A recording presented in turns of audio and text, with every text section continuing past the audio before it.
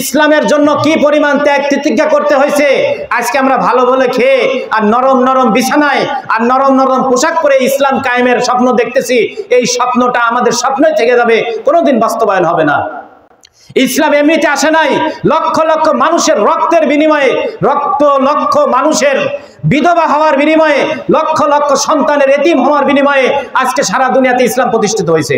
আর আমরা ওই প্রতিষ্ঠিত ইসলামের উপরে আজকে আমাদের ভালো ভালো খানা পোশাক আর আমাদের চলাফেরা করতেছি। এমনি এমনি আসে নাই। আমাদের পূর্বপুরুষরা তাদের রক্ত দিয়ে তাদের শরীর টুকরা টুকরা করে এক জিহাদের মধ্যে আবু আলা হাজরামি রাদিয়াল্লাহু তাআলা বলতেছেন, ইয়া আল্লাহ, আমি বুঝতেছি আমার মাথার মধ্যে এই কথা আসছে আসমান থেকে যে আমার লাশকে নিয়ে কেউ ছিনিমিনি করার চেষ্টা করতেছে। তো আল্লাহর কাছে দোয়া করছি, আল্লাহ আমি শহীদ হওয়ার পরে আমার লাশকে তুমি হেফাজত করো। তো ঠিক জিহাদের ময়দানে দেখা গেছে উনি যখন শহীদ হয়ে গেছেন, ওনার লাশকে আল্লাহ রাব্বুল আলামিন কিভাবে হেফাজত করছে, মরুভূমির ভিতরে এমন বন্যা সৃষ্টি হয়ে গেছে, এমন বর্ষণ সৃষ্টি হয়ে গেছে আল্লাহ তাআলার পক্ষ থেকে।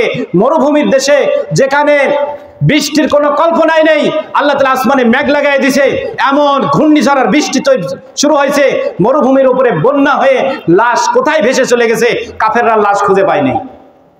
হেফাজতের মালিক কে? আল্লাহ যদি আপনাকে হেফাজত করে পৃথিবীর কোন শক্তি আপনার ক্ষতি করতে পারবে না। আর আল্লাহ রাব্বুল আলামিন যদি আপনার ক্ষতি করতে চায় পৃথিবীর কোন শক্তি আপনাকে ঠেকাতে পারবে না। আমরা দুনিয়াতে একেবারে শেষ যে তৃতীয় বিশ্বযুদ্ধ হবে, অর্থাৎ মাহদী আলাইহিস সালামের আসার সন্নিকট সময় আমরা চলে এসেছি। ইসলামের খেলাফত সারা দুনিয়ায় কায়েম হবে, দ্বীনের আলো সারা দুনিয়াতে ছড়িয়ে পড়বে। আমরা এরকম এক নিকটবর্তী সময়ে চলে এসেছি। দুনিয়ার শেষ সময় কিন্তু আমরা আসি নাই। আল্লাহ পাক চাবেন বহু দিন দুনিয়া এখনো কায়েম থাকবে, কিন্তু শেষ জামানা যেটা আল্লাহ রাসূল সাল্লাল্লাহু আলাইহি সাল্লাম বলে গেছেন, শেষ জামানার একেবারে আমরা নিকটবর্তী চলে এসেছি। আমাদের অনেক সজাগ হওয়ার দরকার। আমাদের আজকে সচেতনতা নেই, এই কারণেই আজকে আমরা এখানে ঠিকভাবে দ্বীনি প্রোগ্রামে আসতে পারি না, বসতে পারি না, নিয়তটাকে খালেজ করতে পারি না।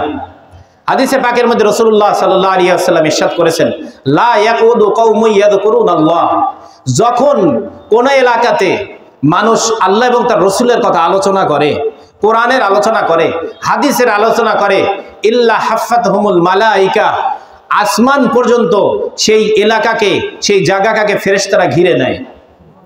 আজকে আপনারা এখানে যে সকল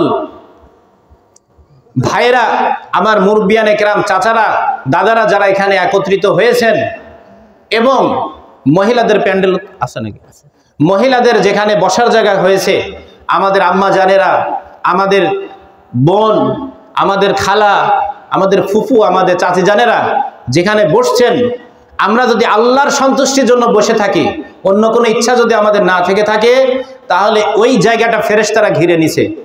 এটা কার কথা বলেন? এটা কার কথা? কথা বলবেন, আমার সাথে কি করবেন? কথা বলবেন। আমরা আলোচনা করতে আসছি, আমরা সবাই শেখার জন্য আসছি, জানার জন্য আসছি, একে অন্যের মধ্যে তথ্য আদান প্রদান করার জন্য আসছি। ওয়া গাশিয়াতহুমুর রাহমা, আল্লাহ পাকের রহমত বৃষ্টির মতো বর্ষিত হইতে থাকে। আমরা যদি আল্লাহর জন্য বসে থাকি এখানে, তাহলে রাসূলুল্লাহ সাল্লাল্লাহু আলাইহি ওয়াসাল্লামের কথা মতো, যদিও আমরা আমাদের চোখে দেখি না, কিন্তু এখানে আল্লাহর রহমত বৃষ্টির মতো বর্ষিত হইতেছে, এটা আমাদের বিশ্বাস করতে হবে। ওয়ানাযালাত আলাইহিমুস সাকিনা, সাকিনার তাফসীর অনেক বলা হয়েছে, সাকিনা শব্দের অনেক ব্যাখ্যা বলা হয়েছে। কোন ব্যাখ্যায় বলা হয়েছে সাকিনা স্বয়ং জিবরাইল আলাইহিস সালাম, কোন ব্যাখ্যায় বলা হয়েছে ফেরেশতাদের একটা জামাত, কোন ব্যাখ্যায় বলা হয়েছে সাকিনা হলো আল্লাহ পাকের পক্ষ থেকে বিশেষ এক খাস রহমত, যেটা কাবাতুল্লাহ, যেটা আল্লাহ তাআলার ঘরের উপরে বর্ষিত হয়, বিশেষ করে যেটা রাসূলুল্লাহ সাল্লাল্লাহু আলাইহি ওয়াসাল্লামের কবর মুবারক রওজাতুল আতহারে যে রহমত বর্ষিত হয়, এবং যেই রহমত সাহাবায়ে কেরাম রাদিয়াল্লাহু তাআলা আনহুম আজমাইনদের মাহফিলের উপরে, তাদের প্রোগ্রামের উপরে বর্ষিত হইতো, সেই সাকিনা নামক বিশেষ খাস রহমত, আল্লাহ পাকের দয়া এই মজলিসের উপরে বর্ষিত হইতেছে। শুধু তাই নয়, আরো খুশির সংবাদ আছে। একটা ঘটনা বলি, মুসা আলাইহিস সালাতু ওয়াস সালামের জামানায় উনি যখন আল্লাহ তাআলার সাথে মাঝে মধ্যে কথা বলতেন, তা এক খরগোশ তাকে বলতেছে যে, হে মুসা, তুমি যখন আল্লাহর কাছে যাবা তো আল্লাহর কাছে জিজ্ঞাসা করো বৃষ্টি কবে হবে। কি হবে? বৃষ্টি, অনেকদিন বৃষ্টি হয় না, আমি তো বৃষ্টির পানি ছাড়া পানি খাই না। তো আল্লাহ তাআলার কাছে গেছে, আল্লাহ তাআলার সাথে কথা বলতেছে, তোর পাহাড়ে কথোপকথন হইতেছে। এর মধ্যেই মুসা আলাইহিস সালাম ভুলে গেছেন। যখন চলে আসতেছে তখন আল্লাহ পাক নিজে বলতেছেন, হে মুসা, তোমার কাছে কি কেউ সংবাদ পাঠানোর জন্য বলছিল? বলে, হ্যাঁ আল্লাহ, আমি তো ভুলে গেছিলাম, একটা খরগোশ জানার ইচ্ছা করছিল যে বৃষ্টি কবে হবে, সে তো বৃষ্টির পানি ছাড়া খায় না। তো বলে, তুমি এই খরগোশকে জানায় দিও যে হে খরগোশ, 10 বছর বৃষ্টি হবে না। কত বছর? 10 বছর বৃষ্টি হবে না। মুসা আলাইহিস সালাম এই কথা শুনেই চমকায় উঠছে।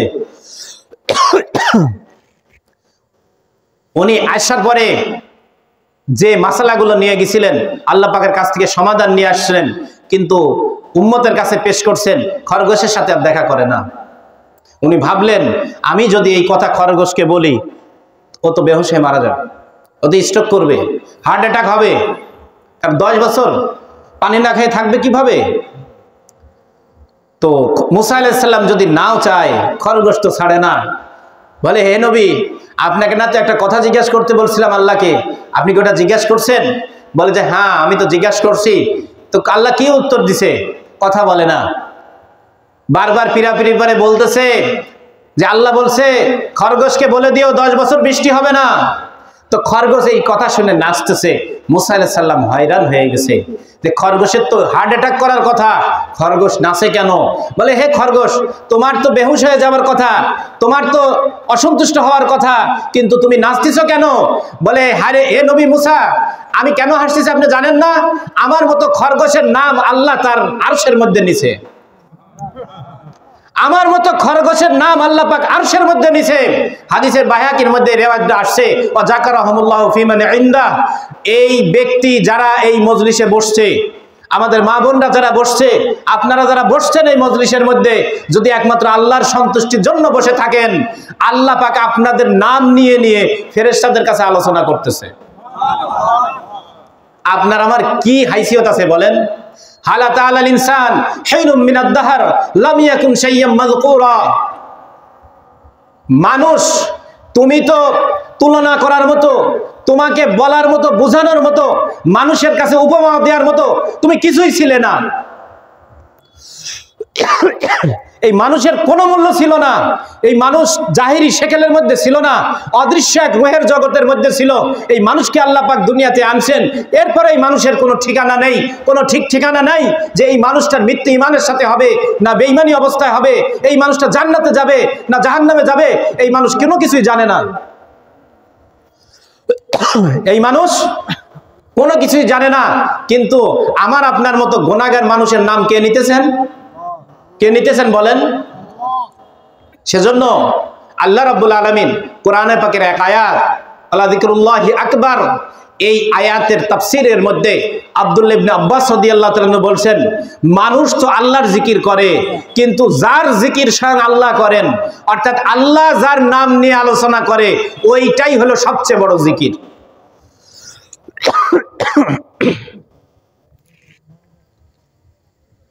ওইটাই কি বলেন? ওটা কি সবচেয়ে বড় জিকির? আজকে আমার আপনার নাম নিয়ে কে ডাকতেছে বলেন? তো এই মজলিসের মধ্যে যারা বসবেন না,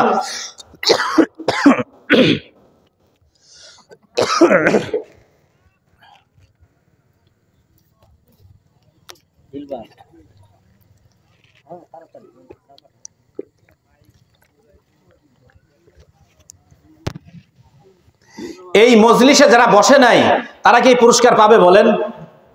ও আমার ভাইরা, আমার চাচারা, বাপজানেরা, আপনারা যেখানে আছেন হাতে পায়ে ধরে আপনারা মজলিসে চলে আসেন। যারা এখানে আছেন তাদেরও পস্তানো লাগবে, যারা এখানে বসবেন না তাদেরও পস্তাতে হবে। আজকে যারা এখানে বসছেন এখন আপনারাও পস্তাবেন, জিন্দেগিতে কি করছি, অনেক কিছু আগে জানার দরকার ছিল। আর যারা আসে নাই ওনারাও পস্তাবে। ওনারাও কি করবে? পস্তাবে। আল্লাহ পাক আসার তৌফিক দান করেন। আর আমার মা বোনেরা যারা আছেন, অনেক মা বোনকে রোডের মধ্যে তারাও হাঁটতেছে, যুবক যুবতী পাশাপাশি হাঁটতেছে, আল্লাহর ঘরে দিনের প্রোগ্রামে আসছেন, আল্লাহর কথা শুনতে আসছেন, জান্নাতের প্যান্ডেলে আসার জন্য আসছেন। এখানে এসে যুবক যুবতী পাশাপাশি হাঁটাচলা করতেছেন, একে অন্যের সাথে চোখে চোখ পড়তেছে, একে অন্যের সাথে দেখা হয়ে যাচ্ছে। এটা মহতী উদ্দেশ্যের খেলাফ। আপনারা আসছেন দিনের মাহফিল শুনতে। আমি আমার অভিজ্ঞতা জানি, মা বোনরা দিনের কথা বেশি শোনে। আমার আগে মুফতি সাহেব মা বোনদের বর্তমান ফিতনা ফ্যাসাদ গুনাহ নিয়ে অনেক কথা বলছেন, বলেন নাই?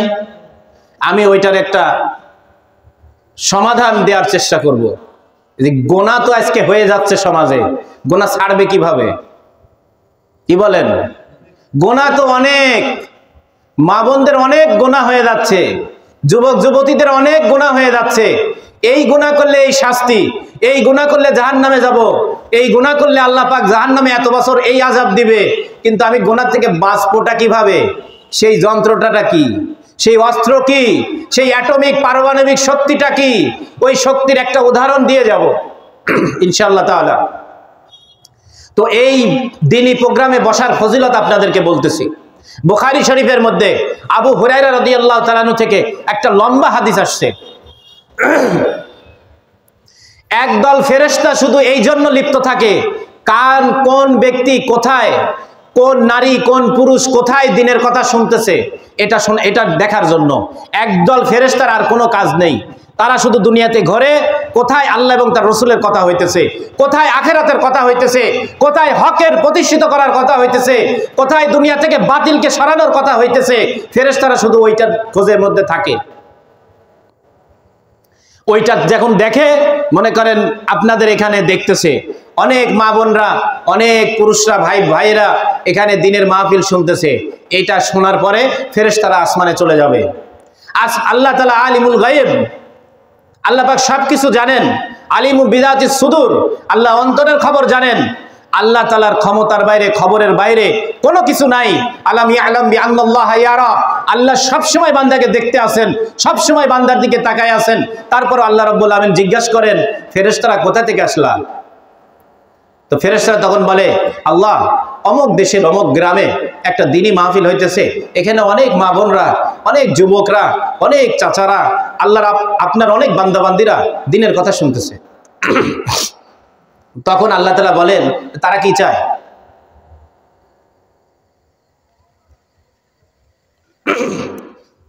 ফেরেশতারা বলে, তারা জান্নাত চায়। তারা কি চায়? জান্নাত চায়। বলে তারা জান্নাত দেখছে? বলে না, দেখে নাই। বলে না দেখেই চায়? বলে যদি দেখতো, বলে জান্নাত পাবার জন্য পাগল হয়ে যেত। বলে তারা আর কি চায়? জাহান্নাম থেকে বাঁচতে চায়। বলে জাহান্নাম দেখছে? বলে না। বলে জাহান্নাম না দেখে জাহান্নামের প্রতি ভয়। যদি জাহান্নাম দেখতো তো বললে বিবি বাচ্চা সংসার ছেড়ে বনে জঙ্গলে চলে যেত। তখন আল্লাহ তাআলা ফেরেশতাদেরকে বলেন, হে ফেরেশতারা, তোমরা সাক্ষী থাকো, ওই দিনী মাহফিলের মধ্যে যারা আমার সন্তুষ্টির জন্য, যারা আমি আল্লাহর খুশির জন্য বসছে, আমি তাদের জিন্দেগির সমস্ত গুনাহ মাফ করে দিলাম। এটা কোথায় বলে? আসমানে। কোথায় বলে? আসমানে। আর একদল ফেরেশতাকে আল্লাহ পাঠায় দেয়। আসমানে ঘোষণা করে দিলেন না, বাজেট ঘোষণা হয়ে গেছে, এবার বাজেট ইউনিয়ন পর্যায়ে আসে না, গ্রাম পর্যায়ে বাজেট আসে না, তো বাজেট ঘোষণা করে দেওয়ার পরে এবার আল্লাহ রাব্বুল আলামিন ফেরেশতা পাঠায় দিয়েছে। ফেরেশতা এসে সেরে বলতেছে, আমরা সবাই বসে আছি না, আমরা সবাই বসে আছি এই প্রোগ্রামের। এই প্রোগ্রাম শেষ হওয়ার সাথে সাথে ফেরেশতা বলবে, কুমু মাগফুরাল লাকুম, তোমরা ওঠো। ফেরেশতারা কি বলবে? তোমরা ওঠো, তোমাদের জীবনের সমস্ত গুনাহকে আল্লাহ মাফ করে দিয়েছে। শুধু তাই, সুবহানাল্লাহ, ক্বাদ বুদ্দিলাত সাইয়্যাতিকুম বিল হাসানাত, তোমরা যা গুনাহ করেছিলে এতদিন, ওই গুনাহকে আল্লাহ রাব্বুল আলামিন নেকি দ্বারা পরিবর্তন করে দিয়েছে। এই গুনাহগুলো হলো সগীরা গুনাহ। দিনের মাহফিলে আসছেন, যদি গুনাহর উপরে অন্তর থেকে ভয় হয়ে এক ফোঁটা চোখের পানি পড়ে যদি তওবা করে চলে যান, আল্লাহ পাক আপনার জীবনের সমস্ত গুনাহ মাফ করে দিবে। আল্লাহ পাক কি করবেন? আপনার জীবনের সমস্ত গুনাহ আল্লাহ তাআলা মাফ করে দিবেন। তো আজকে সারা দুনিয়াতে গুনাহের সয়লাব চলতেছে, পাপের প্রতিযোগিতা চলতেছে, খারাপির প্রতিযোগিতা চলতেছে। এর মধ্যে ওলামায়ে কেরাম, মসজিদের ইমাম সাহেব, খতিব সাহেব, জালসাতে যারা আসেন, বক্তারা, ওলামায়ে কেরাম আসেন, পীর সাহেবরা আছেন, হক্কানি পীর সাহেবরা যারা আছেন, ইসলামের যারা হকের উপরে যারা আন্দোলন করতেছেন, এরকম সমস্ত মানুষরা মানুষকে বুঝাইতেছেন, মানুষকে সজাগ করতেছেন, মানুষকে বারবার সচেতন করতেছেন, মানুষকে আহ্বান করতেছেন। আমি আবার আহ্বান করতেছি, মাইকের আওয়াজ যতদূর যাচ্ছে, আমি ডাক আহ্বান করার পরে সেরকম সাড়া আমি কিন্তু পেলাম না। যুবক ভাইরা, আপনারা দয়া করে প্যান্ডেলের মধ্যে আসেন। অনেক সময় হয়ে গেছে বাজারে ঘোরাফেরা করা, আপনারা একটু আসেন দয়া করে। আসলে ঠকবেন না ইনশাআল্লাহ। আপনাদের লাভ হবে, ইহকালের হবে, পরকালেরও হবে। আল্লাহর ওয়াস্তে আপনারা আল্লাহর ঘরে যেমন 5 ওয়াক্ত আজান দিলে আল্লাহর ঘরে যেমন যাবেন, ঠিক তদ্রূপ কোনো জায়গায় যখন দিনের প্রোগ্রাম হয়, দিনের মাহফিল হয়, আপনারা সেখানেও আসবেন। আপনারা কি করবেন? সেখানেও আসবেন। সেজন্য এখনো আপনাদেরকে বলতেছি, আল্লাহর ওয়াস্তে আপনারা আসেন। আর মা বোনরা যারা আছেন, নির্ধারিত যেখানে আপনাদের বসার ব্যবস্থা করা হয়েছে, আপনারা সেখানে গিয়ে আপনারা দিনের মাহফিলে যে নিয়তে আসছেন, আপনারা দিনের কথা শোনার জন্য বসে পড়েন। এই দিন এমন এক দিন যেটা ইব্রাহিম আলাইহিস সালাম, দীনান কাইয়িমান মিল্লাতা ইব্রাহিম হানিফা, এই দিন ইব্রাহিম আলাইহিস সালামের আদর্শের উপরে, ইব্রাহিম আলাইহিস সালামের সুন্নতের উপর, ইব্রাহিম আলাইহিস সালামের নিয়মের উপরে, ইব্রাহিম আলাইহিস সালামের কুরবানির উপরে এই দিন প্রতিষ্ঠিত হয়েছে। এই দিন যালিকা দীনুল কাইয়িম, এই দিন প্রতিষ্ঠিত, কিয়ামত পর্যন্ত আল্লাহ তাআলার কাছে এই দিন বাছাইকৃত। এই দিনই হলো কমপ্লিট কোড অফ লাইফ। ইন্নাদ দীনা ইনদাল্লাহিল ইসলাম। এই দিন ছাড়া আর কোনো দিন জীবন ব্যবস্থা আমাদের নাই। আর এই দিনের মধ্যে ইব্রাহিম আলাইহিস সালাতু ওয়াস সালামের যেই পরিমাণ সাধনা, যেই পরিমাণ ওনার ত্যাগ, তিতিক্ষা, কষ্ট, আমি আপনাদেরকে একটা ঘটনা বলি। যারা হকের পক্ষে কথা বলে, যারা ইসলামের পক্ষে কথা বলে, শরীয়ত সুন্নতের পক্ষে কথা বলে, বাতিলের বিরুদ্ধে যারা কথা বলে, তাদেরকে কোনো সময় রাষ্ট্র, কোনো সময় সমাজ, কোনো সময় দেশ, কোনো সময় এলাকা, কোনো সময় আত্মীয় স্বজন, কোনো সময় পাড়া প্রতিবেশী তাদের বিরোধিতা করে। ঠিক কিনা বলেন? বিরোধিতা করে না? এই বিরোধিতাটা নতুন কিছু না। এটা হলো পূর্ববর্তী সমস্ত নবীদের সুন্নত।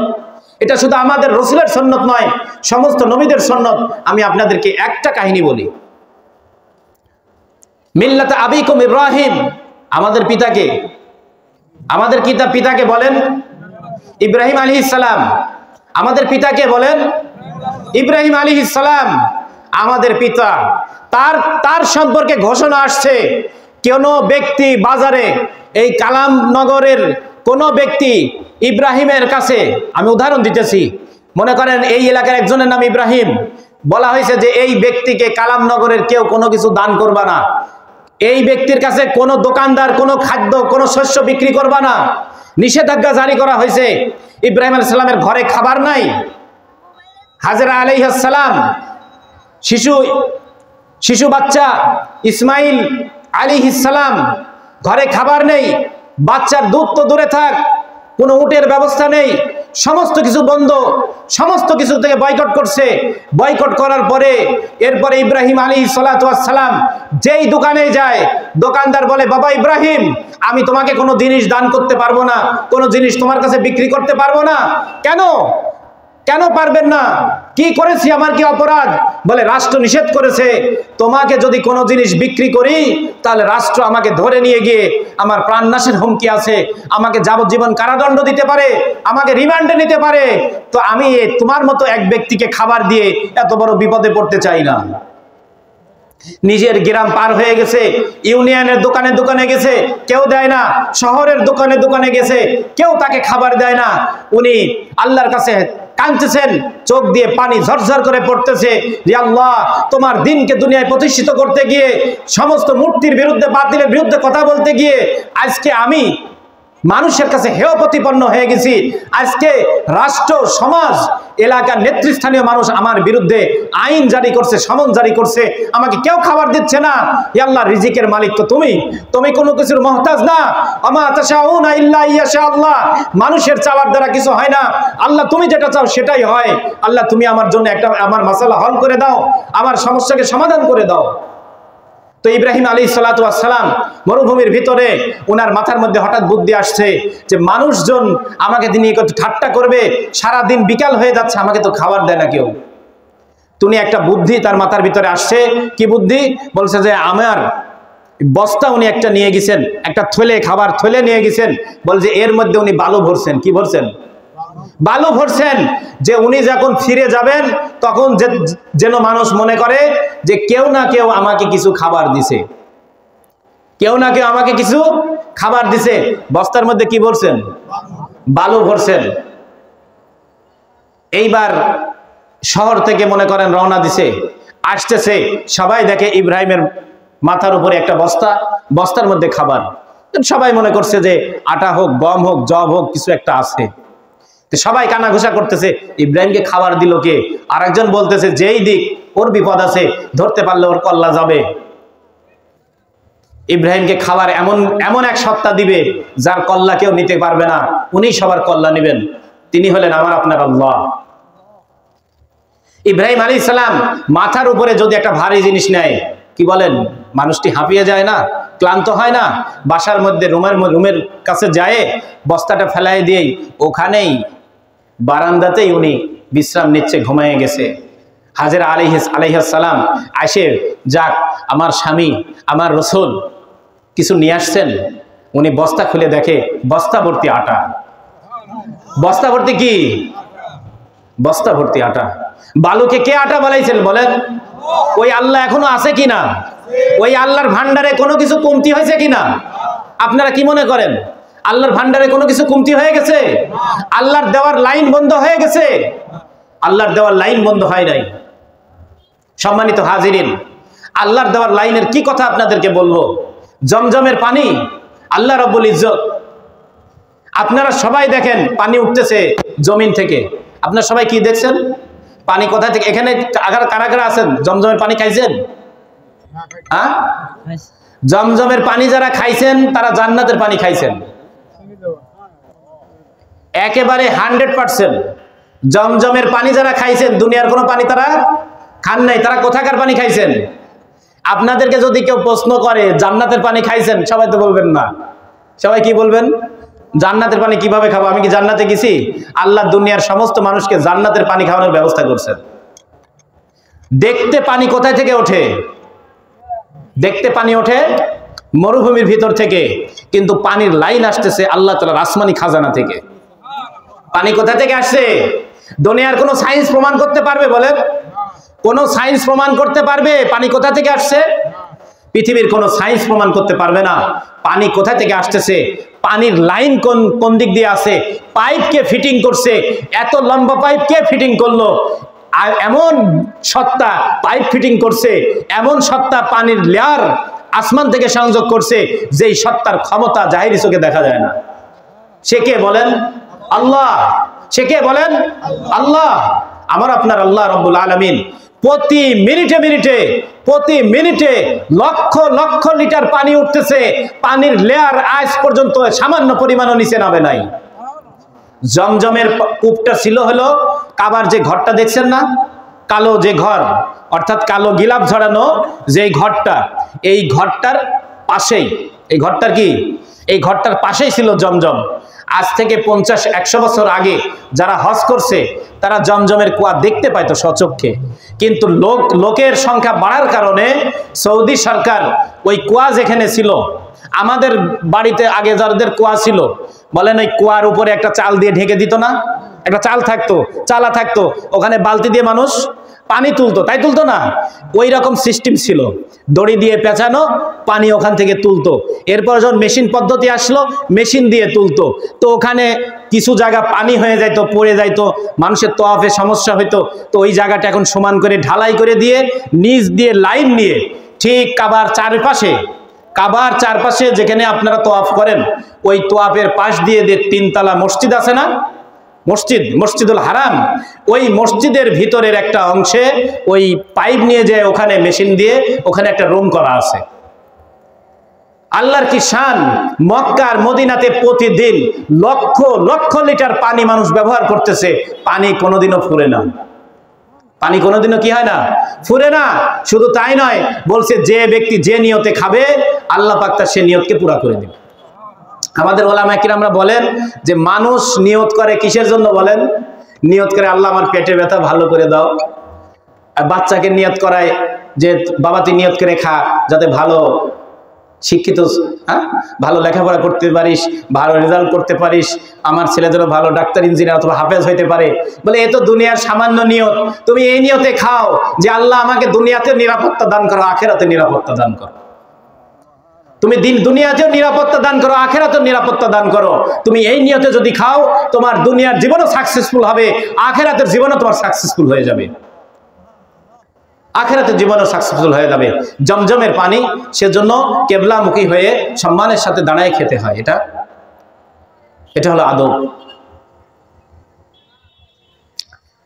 আমরা যখন গেলাম তো জমজমের পানি অনেক সময় কি শুধু পানি খেয়েছি, ওখানে তো ওয়ান টাইম সবসময় গ্লাস দেওয়া থাকে, বড় বড় ক্যান আছে। জমজমের পানি খাওয়ানোর জন্যই শুধু একদল মানুষ চাকরি করে 2 হারামে, মক্কাতুল মুকাররমা, মদিনাতুল মুনাওয়ারায়। শুধু তাদের কাজই হলো জমজমের পানি গ্যালেনে ভরে রাখা, কমে গেলে আবার পাল্টায় দেওয়া, আর ইনটেক গ্লাসগুলো রাখা, এটাই শুধু তাদের কাজ, আর কোনো কাজ নাই। মানুষ পানি খাইতেছে, তাদেরকে হাদিয়া দিতেছে, আচ্ছা মতো পানি খাইতেছে। যে জীবনে আর বরাতে মিলবে কিনা জানি না, আসছি এখানে আল্লাহর ঘর দেখতে, আসছি মদিনাতে আল্লাহ রসুলের রওজা তোয়াফ করতে, রওজা জিয়ারত করতে। ভাগ্যে যে কয়দিন থাকে, যে কয় ঘন্টার জন্য আসছি, যত পারি খেয়ে যাই।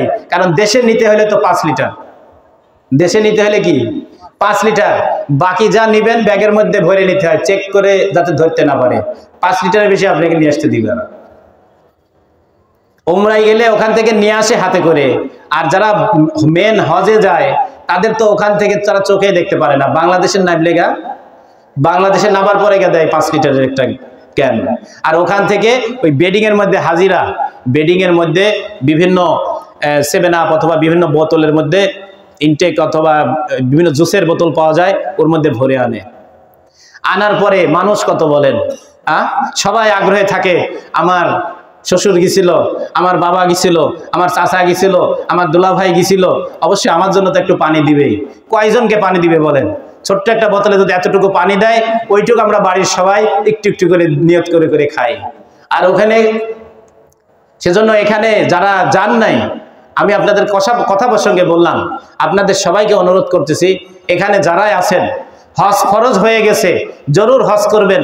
আর যদি হজ ফরজ না হয়ে থাকে, কষ্ট করে একটা গরু পোষেন, গরু বিক্রি করে উমরা করে আসেন, আল্লাহর ঘরটা দেখে আসেন। এমন মায়ার জিনিস, বিবাক্কাতা মুবারাকা বেলাদান আমিনা। আল্লাহ পাক সারা দুনিয়ার মানুষের রূহকে, কলবকে ওখানে আল্লাহ পাক জোড়ায় দিয়েছেন, সারা দুনিয়ার কলবকে ওখানে জোড়ায় দিয়েছেন।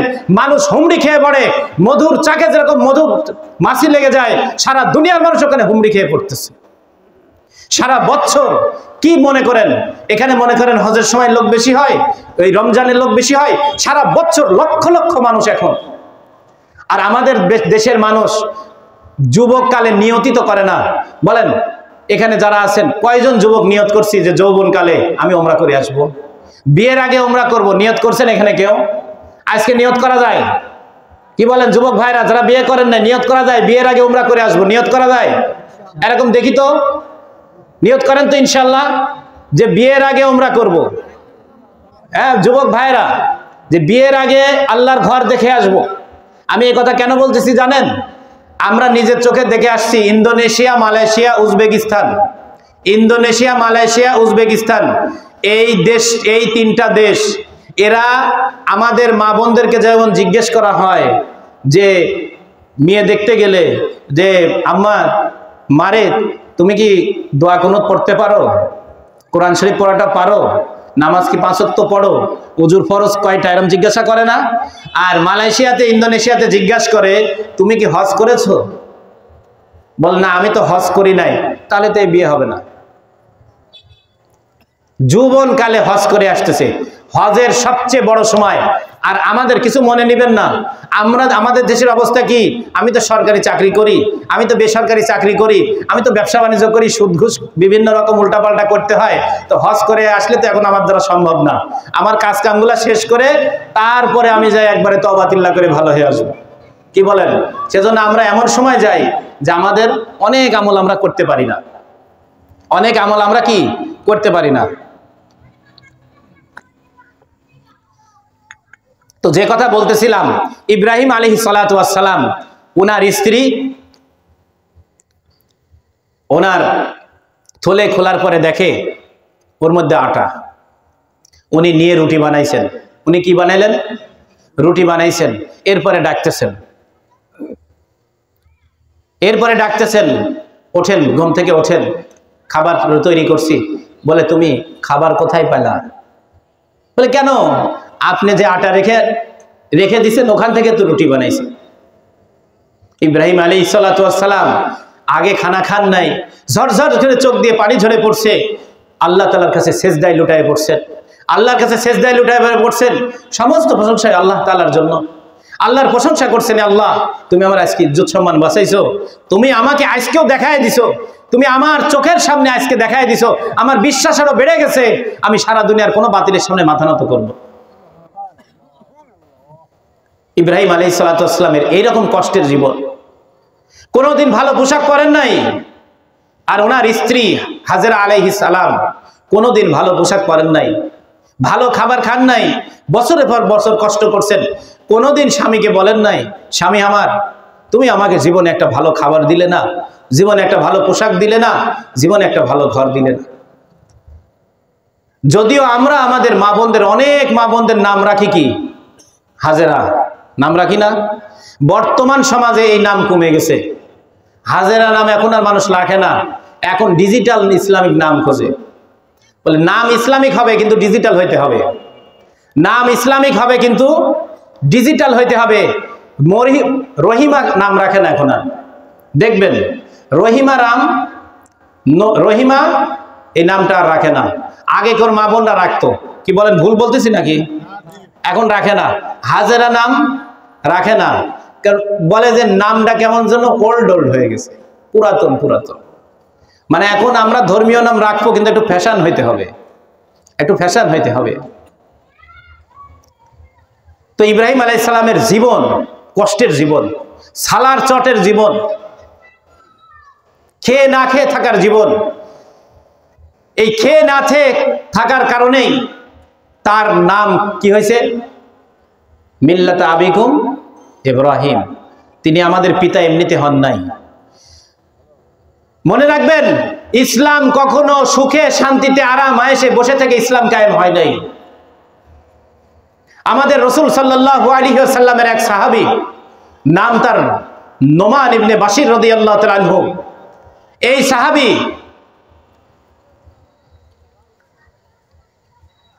বাশির রাদিয়াল্লাহু তাআলা আনহুর যুবক বয়স, মাত্র ছোট বাচ্চা নোমান, এই অবস্থায় তার স্ত্রী মারা গেছে।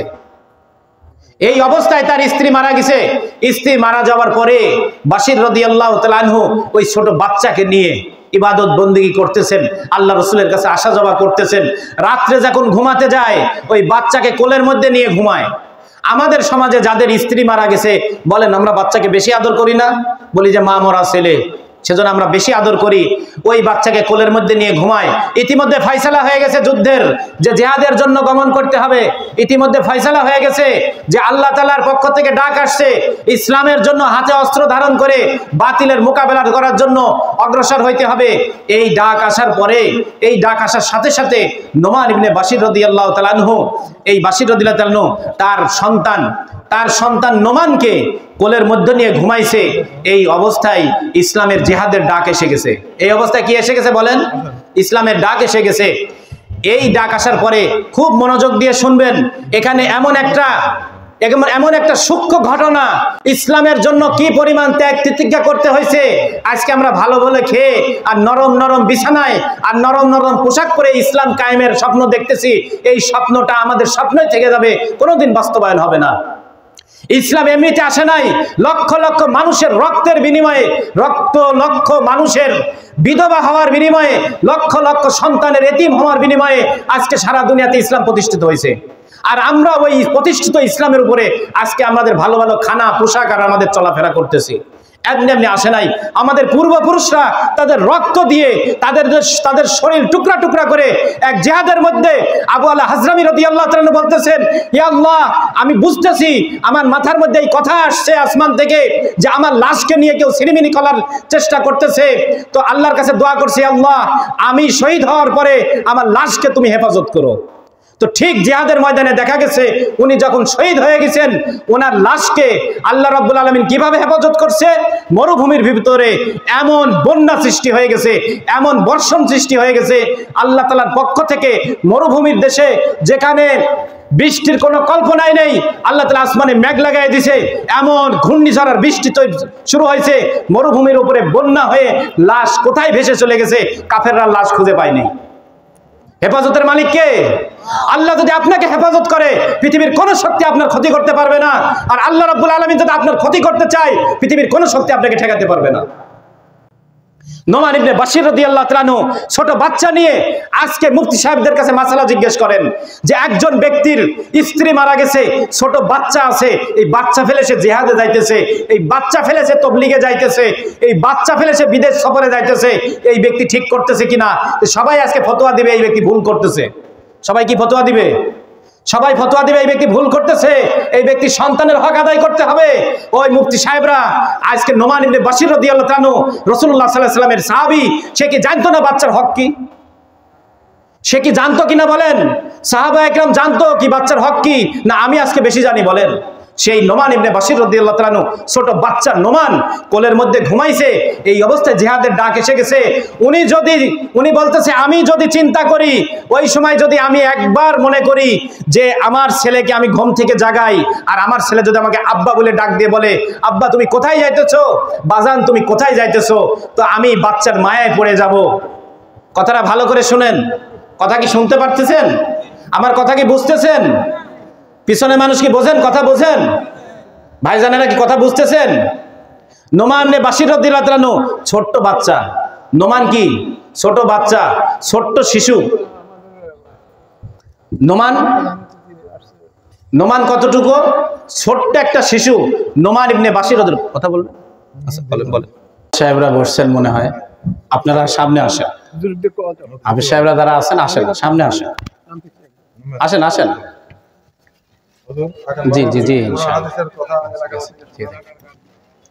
আসেন, সামনে আসেন। উম্মতের সবচেয়ে উঁচু শ্রেণী হলো হুফাজে কেরাম, যারা মাদ্রাসায় পড়াশোনা করে, এরা সবচেয়ে উঁচু শ্রেণী। তো কোন সাহাবীর কথা বলতেছিলাম বলেন তো? বলেন তো কোন সাহাবীর কথা বলতেছিলাম? নোমান ইবনে বাশির রাদিয়াল্লাহু তাআলা আনহু। সাহাবীর নাম কি? নোমান ইবনে বাশির। নোমান হলো ছোট বাচ্চা, তার আব্বার নাম কি? বাশির। তো তার স্ত্রী কি হয়েছে? বাশিরের স্ত্রী মারা গেছেন। ছোট বাচ্চা, জিহাদের আওয়াজ চলে আসছে, বাচ্চা কোলের মধ্যে জুব্বা ধরে শুয়ে আছে।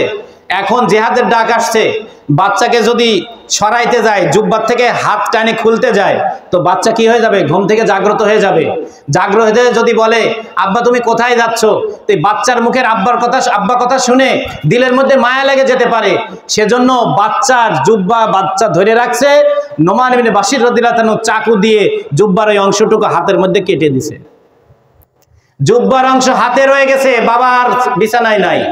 বাবা কোথায়? বাবার বিছানায় নাই, চলে গেছে জিহাদে। কতদিনের জন্য গেছে? কতদিনের জন্য? আল্লাহ পাক জানেন, জীবিত ফিরে আসবেন কিনা কেউ জানা নেই। সকালে উঠে দেখে বিছানায় আব্বা নেই। মা আছে? মা আছে বলেন? না, আব্বাও নাই, আব্বা যুদ্ধে চলে গেছে, কেউ জানে না। বাসি নোমান যায় মসজিদে নববীতে, আমার আব্বা কোথায়? কেউ বলে না। বলে তোমার আব্বা তো একটু সফরে গেছে, এই কয়দিনের মধ্যে চলে আসবে। বলে যে আর আসে না। এখন ওই বাচ্চাকে সবাই খাওয়ায়, কেউ খেজুর খাওয়ায়, কেউ রুটি দেয়, কেউ পানি খাওয়ায়, ওই বাচ্চাকে সবাই খেদমত করে। কথাটা সুন্দরভাবে মনোযোগ দিয়ে শুনেন। কত কষ্ট করে ইসলাম আমাদের কাছে আসছে, আর আমরা দিনের প্রোগ্রামের মধ্যে আসছি, আমরা খেয়েই বেড়াইতেছি। আমাদের খাওয়া শেষ হইতেছে না, আমাদের ইসলাম কবে হবে? শুধু আমরা গোগোই মারতে পারি, তকবির মারতে পারি, হুঙ্কার দিতে পারি, কিন্তু এখনই যদি এইখানে কোনো রিভারবলের আওয়াজ হয়, কোনো মেশিন গানের আওয়াজ হয়, একটা মানুষও আমি শুদ্ধ এখানে থাকবে না। কিন্তু হুঙ্কার দিলে মনে হয় যে ইসলাম মনে হয় জিন্দা হয়ে যাবে। বাস্তবতা আর মুখের কথা অনেক ভিন্ন। একদিন দুই দিন নয়, 1 মাস 2 মাস নয়, 6 মাস চলে গেছে, 6 মাস চলে গেছে, 7 মাস 8 মাস 9 মাস 10 মাস, 1 বছর হয়ে গেছে। 10 মাস অথবা 1 বছর পরে সাহাবীদের জামাত ফিরে আসতেছে। সাহাবায়ে কেরাম রাসূলুল্লাহ সাল্লাল্লাহু আলাইহি ওয়াসাল্লাম সহ মসজিদ নববীর বাইরে গিয়ে তাদেরকে ইস্তেকবাল রিসিপশন করার জন্য খাড়ায় আসতেছে। আমার সাহাবায়ে কেরাম জিহাদের ময়দান থেকে ঘুরে ফিরে আসতেছে, ছোট ছোট দলে আসতেছে। ওই ছোট বাচ্চা নুমান প্রত্যেক দলের কাছে যায়, প্রত্যেক দলের কাছে যায়, আমার আব্বা কোথায়, আমার আব্বা কোথায়? কারোর কাছে যায় দেখে না এখানে আমার আব্বা নাই, আমার আব্বা কোন দলের মধ্যে নাই। লাস্টে মুহাম্মদ আরবি সাল্লাল্লাহু আলাইহি সাল্লামের কাছে আসছে, আসে বলতেছে ইয়া রাসূলুল্লাহ আমার আব্বা কোথায়? রাসূলুল্লাহ সাল্লাল্লাহু আলাইহি সাল্লাম এইদিকে মুখ ঘুরায় এনেছে, ওই দিক থেকে বলে ইয়া রাসূলুল্লাহ আমার আব্বা কোথায়? রাসূলুল্লাহ সাল্লাল্লাহু আলাইহি সাল্লাম ওইদিকে মুখ ঘুরায় নাই, ওইদিকে যায় বলে ইয়া রাসূলুল্লাহ আমার আব্বা কোথায়? রাসূলুল্লাহ সাল্লাল্লাহু আলাইহি সাল্লাম আবার আরেকদিকে মুখ ঘুরায় নাই। রাসূলুল্লাহ সাল্লাল্লাহু আলাইহি সাল্লাম বলতে পারতেছে না, বাচ্চার বারবার পীড়াপিড়ির কারণে রাসূলুল্লাহ সাল্লাল্লাহু আলাইহি সাল্লাম হাউমাউ করে কেঁদে ফেলাইছে। ঝরঝর করে রাসূলুল্লাহ সাল্লাল্লাহু আলাইহি সাল্লামের মুবারক চক্ষু থেকে রক্তের মতো বলে যে এরকম ধারাবাহিকতার সাথে সাথে সাথে পানি বের হইতেছে, আর উনার ভিতর কান্নায় ফেটে যাইতেছে, অন্তরে রক্তক্ষরণ হইতেছে, কিন্তু বলতে পারতেছে না। কি করে বলবে এই ছোট্ট বাচ্চাকে? মনে করেন এরকম ছোট বাচ্চা, ওই বাচ্চাকে কি করে বলবে? মা তো আগেই মারা গেছে, বাপটা শহীদ হয়ে গেছে, এখন কি করে বলবে যে তোমার আব্বা শহীদ হয়ে গেছে? এরপরে রাসূলুল্লাহ সাল্লাল্লাহু আলাইহি ওয়াসাল্লাম ওই বাচ্চাকে বুকের মধ্যে নিলেন, ওই বাচ্চাকে বুকের মধ্যে নিয়ে বললেন, হে নোমান, তুমি কি আজ থেকে এই কথার উপরে খুশি না যে আজ থেকে মুহাম্মদ তোমার বাবা আর আয়েশা তোমার মা? মুহাম্মদ সাল্লাল্লাহু আলাইহি সাল্লাম কারোর বাবা হবেন, আয়েশা কারোর মা হবে, এটা এমনিতেই হয় না। কত আত্মত্যাগের পরে এটা হয়েছে বলেন। এক মহিলা আসতেছে, এসে বলতেছে ইয়া রাসূলুল্লাহ আমার ছোট্ট কোলের বাচ্চাটা নেন। বলে যুদ্ধে এই বাচ্চা দিয়ে কি করব? বলে ইয়া রাসূলুল্লাহ যুদ্ধের জন্য দেওয়ার মতো তো আমার কিছু নাই, আমার খেজুরের পাতা নাই যে ওটা দিয়ে একটা পাটি বুনায় দেবো, আমার তো খেজুর গাছও নাই, তো যুদ্ধে আমি কি দেবো? সবাই তো যুদ্ধের জন্য কিছু না কিছু দিছে। আমার স্বামী শহীদ হয়ে গেছে, আমার বাবা শহীদ হয়ে গেছে, আমার শ্বশুর শহীদ হয়ে গেছে, আমার ভাই শহীদ হয়ে গেছে, আমার কেউ নাই। আমার এই বাচ্চা কোলের শিশু বাচ্চা রেখে স্বামী যুদ্ধে চলে যায়, শহীদ হয়ে গেছে, এই কোলের বাচ্চাটা আছে, ইয়া রাসূলুল্লাহ যুদ্ধের জন্য এই বাচ্চাটা দিয়ে দিলাম। বলে যে এই বাচ্চা কি করব? বলে ইয়া রাসূলুল্লাহ আপনার উপরে কোনো কাফের যখন তীর নিক্ষেপ করবে এই বাচ্চাকে ঢাল হিসাবে ব্যবহার করবেন। আজকে ওই মা কোথায় বলেন? একটা মাও দেখান। ছেলে যুদ্ধে যেতে চায় না, ছেলেকে ব্যঙ্গ করে কথা বলতেছে যাতে ছেলে কি করে? যুদ্ধে চলে যায়। একজন নয়, দুইজন নয়, 4 জন ছেলে জিহাদে চলে গেছে, আর সে বলতেছে কাল কিয়ামতের দিন আমি আল্লাহকে বলবো, আল্লাহ যখন বলবে হে আমার বান্দি কি নিয়ে এসেছো, তখন আমি বলবো যে আমি 4 শহীদের মা। একটা যুবতী মেয়ে, আজকে ওই মেয়েটা দেখান। আজকে একটা জালসার মাহফিলে আসে শুধু ঝালমুড়ি আর ফুচকা আর জিলাপি আর পেঁয়াজও খেতে খেতে তো যুবতী মেয়েদের সময় চলে গেল। হ্যাঁ, অনেক মেয়েরা ভালো আছে না? সবাই তো একরকম নয়। কেউ আসছে কিছু কিনে নিয়ে বাসায় চলে গেছে, কেউ আসছে কিছু খেয়ে জালসার প্যান্ডেলে বসে গেছে যে আমার খাবার কাম শেষ, এখন আমি কি করি? আমলে জুড়ে যাই। একটা 12 বছরের মেয়ে, তার বাবা শহীদ হয়ে গেছে, তার চাচা বলতেছে মা তুই কাঁদিস কেন? হে মা তুই কান্না করছিস কেন? তোর বাবা চলে গেছে, আমি চাচা বেঁচে আছি, তোর বাবার অভাব বুঝতে দেব না। তো চাচাকে বলতেছে হায়রে চাচা, আপনি মনে করতেছেন আমি বাবা মারা গেছে সেজন্য কাঁদতেছি? আমি তো এই জন্য কাঁদতেছি আমার সব বান্ধবীর বাবারা শহীদ হয়েছে আর আমার বাবা বাসায় মারা গেল, আমি এই জন্য কাঁদতেছি। আমার সব বান্ধবীর বাবা কি হয়েছে? শহীদ হয়েছে, আর আমার বাবা বাসায় মরে গেল, আমি এই জন্য কাঁদতেছি। জিহাদের জন্য রাসূলুল্লাহ সাল্লাল্লাহু আলাইহি ওয়াসাল্লাম একটা হাইট, একটা উচ্চতা ফিক্সড করছেন, এত ইঞ্চি লম্বা হলে সে জিহাদে যেতে পারবে। তো সবাই কি লম্বা হয় বলেন? আপনাদের এখানে কি সবাই লম্বা মানুষ আছেন? অনেকে খাটো আছে না? অনেকে একটু খাটো মানুষ আছে। কথা বসে বলে নেই, অনেকে বলে খাটো মানুষ নবীর দুশমন। এটা বলতে হয় না। খাটো কে বানাইছে বলেন? আর লম্বা কে বানাইছে? মধ্যম বয়সের মধ্যম সাইজের কে বানাইছে? ও কি নিজে ইচ্ছা করে খাটো হয়েছে? ওরে আপনি চাপাই দিলেন। আমারে বাংলাদেশে বহু জিনিস চাপাই দিয়েছে জোর করে, ও তো বিপদে পড়ে গেছে। কারণ কেউ যদি খাটো হওয়ার কারণে নবীর দুশমন হয়, তাহলে এই খাটো তো আল্লাহ বানাইছে, তাহলে আপনি অপরাধ কার উপরে চাপাই দিলেন? খাটো হওয়ার সাথে, কালো হওয়ার সাথে, লম্বা হওয়ার সাথে নবীর দুশমনের কোনো সম্পর্ক নাই। নবীর দুশমন ওই ব্যক্তি যে রসুলের পিছনে নামাজ পড়ার পর রসুলের ক্ষতি চায়, যে মসজিদে নামাজ পড়ার পর ইসলামের ক্ষতি চায়, যে 5 ওয়াক্ত নামাজ পড়ে, পাগড়ি জুব্বা, যে মসজিদ চলায়, মাদ্রাসা চলায়, তারপরেও তার ভিতরের সবসময় ইচ্ছা হলো ইসলামের ক্ষতি করা, ওই তো ব্যক্তি রসুলের দুশমন। খাটো ব্যক্তি রসুলের দুশমন, আপনি কেন তাকে চাপাই দিলেন? বিপদ। শুনে রাখেন, এই কথা সম্পূর্ণ ডাহা মিথ্যা কথা। এরা বেয়াদব। মানুষের উচ্চতা এগুলা দৈর্ঘ্যতা আল্লাহ তাআলার পক্ষ থেকে, মানুষের কালো সাদা শ্যামলা আল্লাহর পক্ষ থেকে। কি বলবো আপনাদেরকে? তো কোন ঘটনা বলতেছিলাম?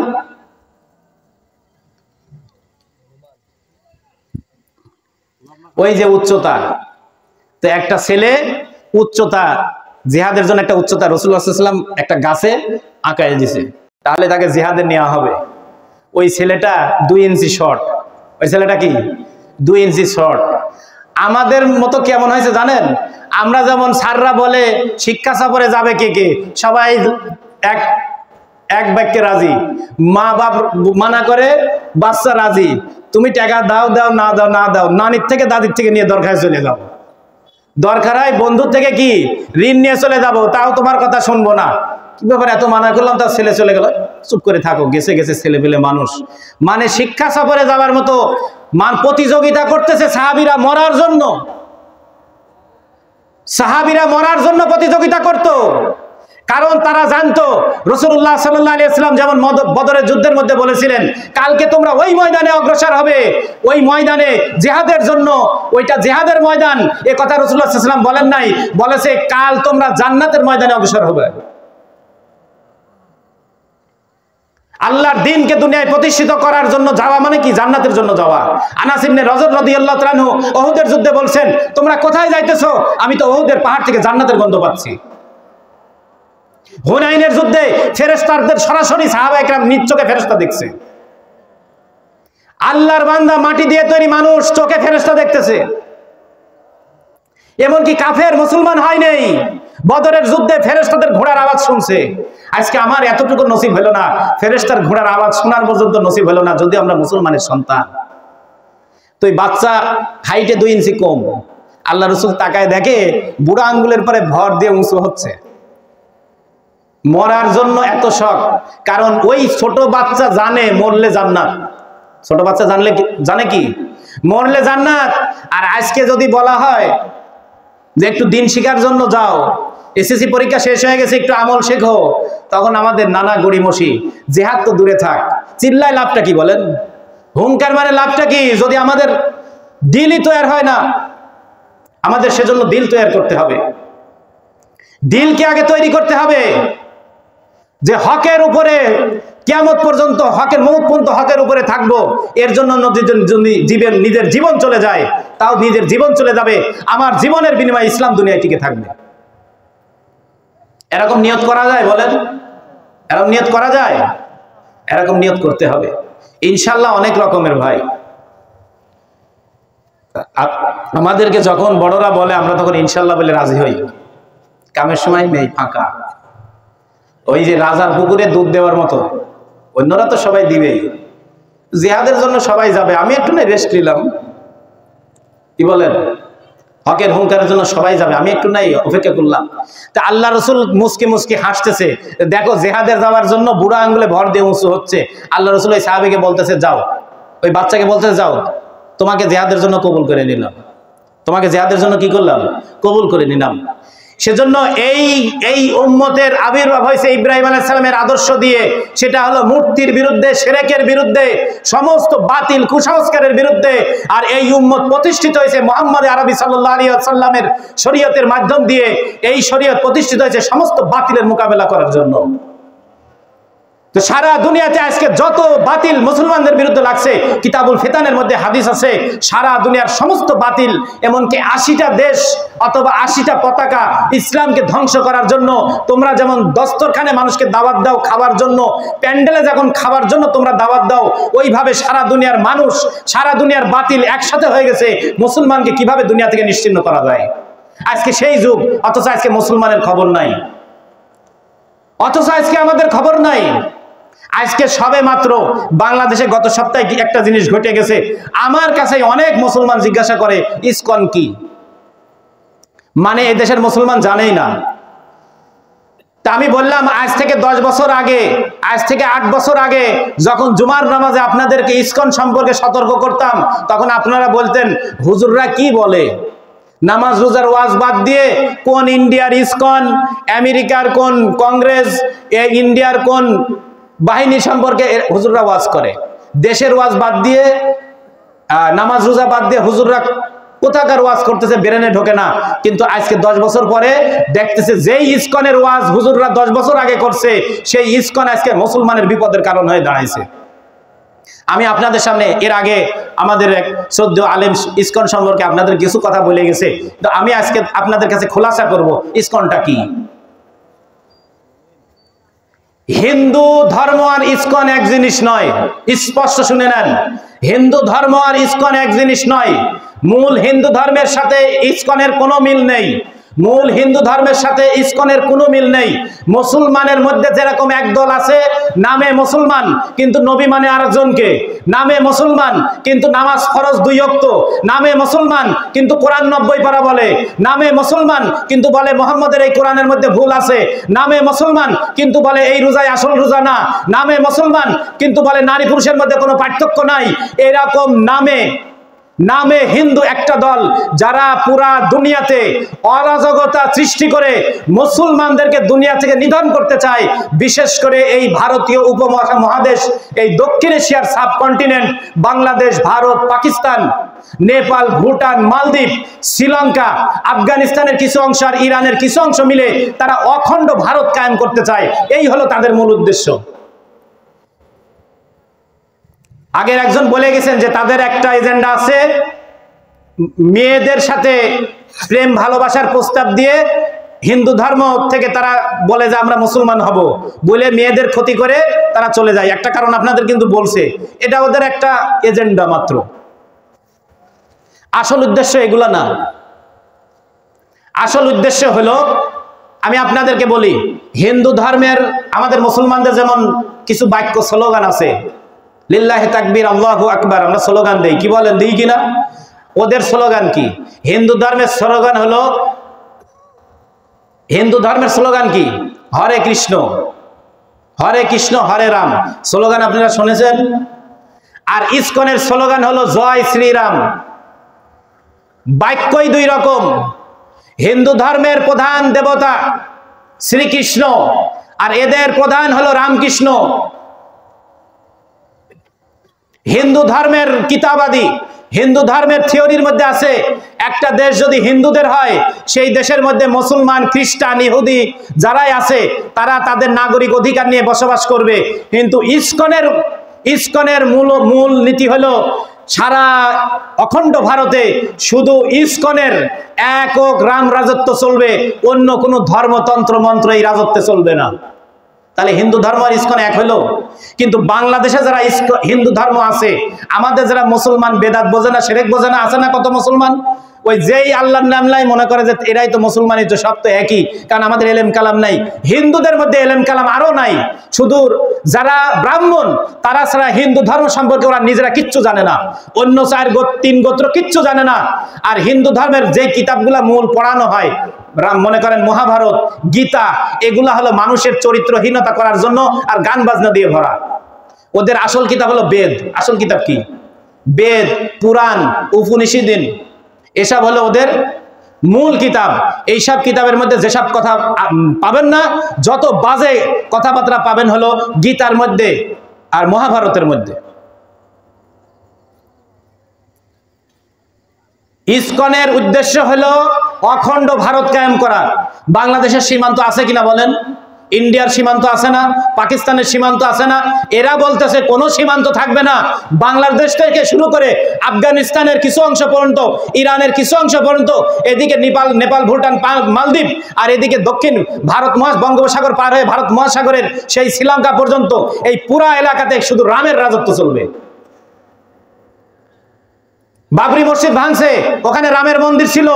আজ কয়েকদিন আগে আরেকটা মসজিদ ভাঙবে, সেখানে বলতেছে আমার রামের মন্দির, ওদের রামের মন্দির আছে। এইগুলা হলো ওদের এক একটা টপিক, একটার পর একটা আসবে, একটার পর একটা আসতে থাকবে। ওখানে কিছুদিন আগে 6 জন মুসলমানদেরকে তারা কুপিয়ে মারছে। নিজের গ্রামের মসজিদ রক্ষা করতে যে 6 জন মুসলমানকে কুপিয়ে মারছে, মসজিদের মধ্যে আগুন ধরায় দিছে। আর আমরা বাংলাদেশে মন্দির পাহারা দেই, খায় দেয় কাম নেই, মন্দির পাহারা দিছি। মন্দিরে পূজার দিন আমরা যে আগে আগে বক্তব্য দিছি, কিসের জন্য? তাদেরকে দেখানোর জন্য আমরাও তোমার সাথে আছি, তোমাদের কোনো টেনশন নাই। আর এই সুযোগে মানুষ মসজিদে যায় আগুন ধরাইতে গেছে, মাজারগুলা ভাঙছে। সব মুসলমান মন্দির পাহারা দেয়, আর অন্য দুষ্কৃতিকারীরা কি ভাঙে? মাজার ভাঙতে যায়। মন্দির পাহারা দেওয়ার পুরস্কার দিছে চট্টগ্রামে। তোমরা আমারে মন্দির পাহারা দিছো, আমরা তোমাদের মুসলমানদের জবাই করে পুরস্কার দিলাম। লজ্জা থাকা উচিত মুসলমানের। এই মুসলমানের লজ্জা থাকা উচিত। যেখানে বাহিয়া শরীফের মধ্যে স্পষ্ট রিওয়ায়াত আছে, অমুসলিমদের যেখানে শিরক হয় সেখানে যেতে নিষেধ করা হয়েছে, সেখানে আল্লাহর গজব নাজিল হবে।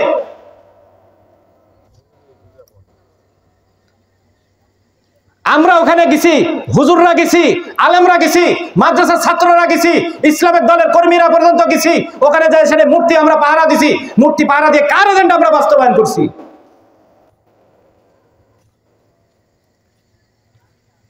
আজকে 92% মুসলমানের দেশ বলি, আজকে শুনে নেন, মুসলমান 92% এ দেশে না, 8% মুসলমান আর 92% ওরাই। আপনারা বলেন এই জায়গায় যদি 92টা মানুষ থাকেন আর এক পাশে 8% মানুষ, 8 জন মানুষ থাকে, ওই 8 জন মানুষ আপনাদের সাথে মারামারি করতে আসবে? কিন্তু আজ হিন্দুরা বুঝে গেছে এই 92% ব্রয়লার আর আমরা দেশি মরগ। ওই 5% হিন্দু হলো দেশি মরগ আর আমরা 92% ব্রয়লার মুরগি। যদি খামার থেকে ছেড়েও দেওয়া যায় ও মারা যায়। খামার থেকে ছেড়ে দিলেও কি হয়? মারা যায়। এক মুসলমানের নাম শুনে সারা দুনিয়ার মানুষ ভয় করে। এক ওসামা বিন লাদেন, এক মোল্লা ওমর, এক ডক্টর জাকির নায়েক, এরকম দুনিয়ায় হাজার হাজার মানুষ, হাজার হাজার মুজাহিদ, এক আইমান আল জাওয়াহিরি, একজন মানুষ তৈরি হয়েছে সারা দুনিয়াতে। এক ফিলিস্তিনের এক আবু উবাইদার নাম শুনে সারা দুনিয়ার কাফেররা এখনো কাঁপতেছে। আর আমরা 92% মুসলমানের দেশ। এটা খালি গর্বের বিষয়। মুসলমান আদমশুমারিতে গুনলেই হয়। তারপরে তো আদমশুমারি নাম চেঞ্জ হয়ে গেছে, এখন হয়েছে জনশুমারি। আদম নামটাও নিতে লজ্জা করে। অথচ হিন্দুরাও আদমের থেকে এসছে।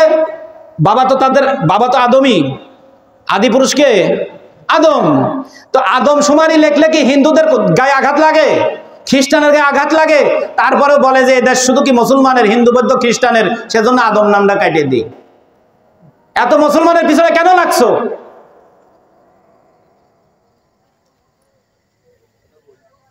এই ইসকন আপনাদের সামনে খোলাসা হচ্ছে তো। আমেরিকার মতো জায়গায় এদের 8টা প্রদেশে এদের এমন শক্তিশালী সংগঠনেরা আমেরিকার মতো জায়গায় ওপেন প্রোগ্রাম করে। আমেরিকার যে সকল জায়গার মধ্যে কথা বলার মতো মানুষের সাহস নেই, এরা সেখানে ওপেন প্রোগ্রাম করে। সাহস কোথায় পায় বলেন? শুনে আশ্চর্য হবেন, বাংলাদেশে যখন এই চট্টগ্রামে যখন এই অ্যাডভোকেটকে হত্যা করছে, বাংলাদেশের কোনো মিডিয়ায় প্রচার হয় নাই এই অ্যাডভোকেটকে কে হত্যা করছে, কোন অস্ত্র দিয়ে হত্যা করছে। এই খবর আমেরিকার মিডিয়ায় আগে প্রকাশ হয়েছে।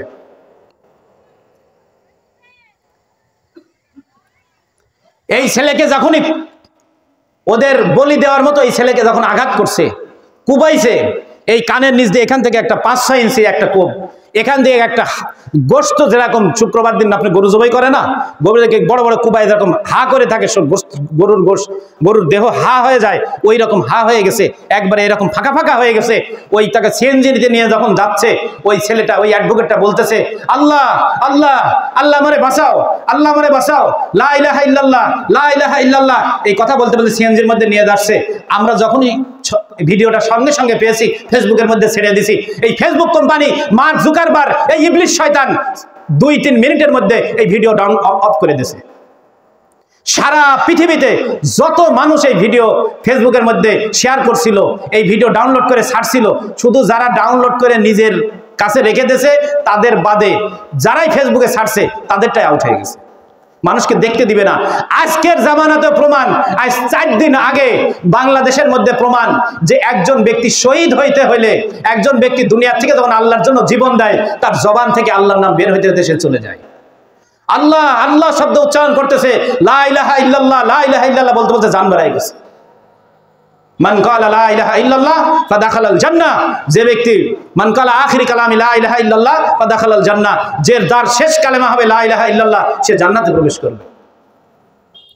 আজকের জামানাতেও দেখায় দিছে কিভাবে শহীদরা কালেমা পড়তে পড়তে দুনিয়া থেকে চলে যায়। আপনি মনে করেন যে চট্টগ্রাম একটা ইসলামিক ইতিহাসের এলাকা, এই এলাকাতে ওদের পিছনে যদি শক্তি পাওয়ার না থাকে, তাহলে ওরা এমনিতেই একটা রাষ্ট্রপক্ষের উকিলের গায়ে হাত দিছে? এর কথা কি মনে করেন ইচ্ছা করে দিছে? ওদের পিছনে ব্যাকআপ আছে, ওদের পিছনে শক্তি আছে। আর আজকে আমরা মুসলমান খালি বলেই যাচ্ছি ধৈর্য ধরো, ধৈর্য ধরো। আল্লাহর কসম, আমাদেরকে আলেম ওলামারা বলতেছে ধৈর্য ধরো, ওদের পাতা ফাঁদে পা দিও না। আল্লাহর কসম, এইরকম বলতেই হবে ধৈর্য ধরো, ধৈর্য ধরো। তার কেন জানেন? তার মানে হলো আমাদের প্রস্তুতি নাই। আমরা আজ থেকে 50 বছর পরেও বলবো ধৈর্য ধরো, কারণ আমাদের কোনো প্রস্তুতি নাই। খালি হাতে অস্ত্রের সামনে যাওয়া মানে আত্মহত্যা করা। আমাদের কোনো প্রস্তুতি নেই। ইসকনের সম্পর্কে আমি বলি, যেহেতু সময় অনেক চলে যাবে। এই ইসকনের প্রত্যেকটা স্কুলে এইরকম ছোট ছোট বাচ্চা, এই বাচ্চারা কিছু বোঝে বলেন? ওদেরকে শেখানো হয়েছে আলিফ বা তাসা, শেখানো হয়েছে এই আলিফটাকে হামজা ধরে পড়বে, তাই শিখছে।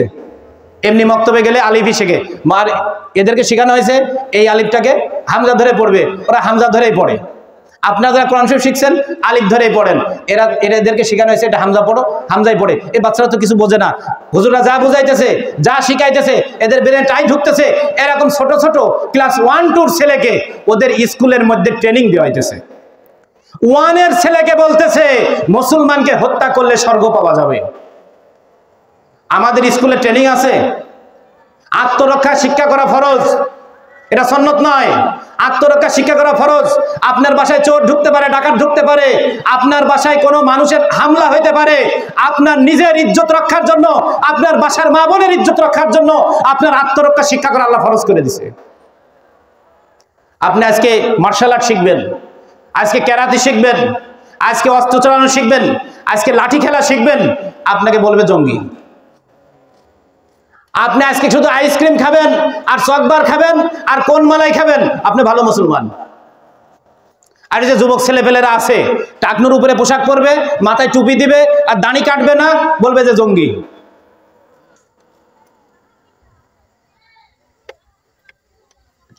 সেজন্যই আমাদের অবস্থা খুবই খারাপ অবস্থা। আপনাদের সবার আমি হাতের মধ্যে পায়ের মানে হাত জোর করে বলতেছি, পায়ে হাত দিয়ে বলতেছি, আপনারা সবাই একটু সজাগ হন। ইসকনের মূল উদ্দেশ্য হলো মুসলমানদেরকে কতল করা। আমি প্রায় 10-12 বছর আগের রিপোর্ট বলতেছি, প্রায় 77,000 ট্রেনিং প্রাপ্ত যোদ্ধা তাদের ইন্ডিয়াতে, যারা ট্রেনিং প্রাপ্ত। এত মারাত্মক মারাত্মক ধরনের অস্ত্র তারা ব্যবহার করতেছে, ট্রেনিং নিতেছে, রিভলভার, মেশিন গান, সরাসরি ট্রেনিং দিয়েছে। মুসলমানদেরকে মারলেই কি পাওয়া যাবে? স্বর্গ পাওয়া যাবে। আর আমরা শুধু কোরআন শরীফ পড়ার মধ্যে আর জিকিরের মধ্যে ব্যস্ত আছি। রাসূলুল্লাহ সাল্লাল্লাহু আলাইহি ওয়াসাল্লাম কোরআন শরীফ পড়ছেন, জিকিরও করছেন, দাওয়াতও দিছেন, তেলাওয়াতও করছেন, দোয়াও করছেন, অস্ত্র হাতে নিছেন। আমাদের অস্ত্র হাতে নেওয়া তো দূরে থাক। সম্মানিত হাজিরিন, এর আগে আমি গ্রানাডার সম্পর্কে একটা কথা বলি। গ্রানাডা একটা দেশের নাম। ওই দেশে কি হয়েছিল জানেন? মুসলমানের যুবক ছেলেদের সামনে, ভাইয়ের সামনে, বাবার সামনে, ছেলের সামনে মা বোনদের ইজ্জতের উপরে হামলা করা হয়তো ওই যুবকরা কিচ্ছু বলতে পারতো না, কারণ তাদের খাওয়া আর উঠা বসা আর গল্প আর আড্ডা ছাড়া কোনো ট্রেনিং তাদের নাই। ওইটাই আবার বাস্তবায়ন করতে চাচ্ছে। অথচ আজকে প্রত্যেকটা স্কুল কলেজে, আজকে প্রত্যেকটা মাদ্রাসায় শরীর চর্চার নামে আত্মরক্ষার সমস্ত শিক্ষা দেওয়া জরুরি ছিল, কিন্তু কোনো স্কুল, কোনো কলেজ, কোনো মাদ্রাসা যদি এটা শুরু করে তাকে জঙ্গি ট্যাগ লাগাই দেওয়া হবে। এগুলা হলো পশ্চিমা হলো মাছের টোপ বলে না, মাছের যেটা মাছ খাবারের জন্য টোপ দেয়, এমনি আটা দিয়ে খায় না, তখন কি দেয়? মশলাপাতি দেয়, মশলাপাতি দিয়ে বানায় না মাছ খাওয়ার জন্য, ওইটা যখন দেয় ওই মশলার গন্ধে মাছ চলে আসে। এটা হলো ওরা এমন একটা টোপ দিছে যে আমরা নিরস্ত্র, আমরা খালি হাত, আমাদের কিচ্ছু নাই, আমাদের কি নাই? কিচ্ছু নাই। এরপরেও শাহজালালের মতো ওই ঈমান নাই যে আজান দিয়ে গোর গোবিন্দর প্রাসাদ ধ্বংস করে দিবে। এরপরেও মুসলমান মুজাহিদদের মতো ওই ঈমান নেই যে সেজদায় অবনত হয়ে আসমান থেকে ফেরেশতা নাজিল হবে। এরপরও আমাদের ওই রকম ঈমান আসে নাই যে আল্লাহর কাছে দোয়া করে আসমান থেকে ফেরেশতা নাজিল করে আজকে মুসলমানদেরকে বিজয় দান করবে, আসমান থেকে বৃষ্টি নাজিল হবে, আসমান থেকে আল্লাহ পাকের রহমত নাজিল হবে।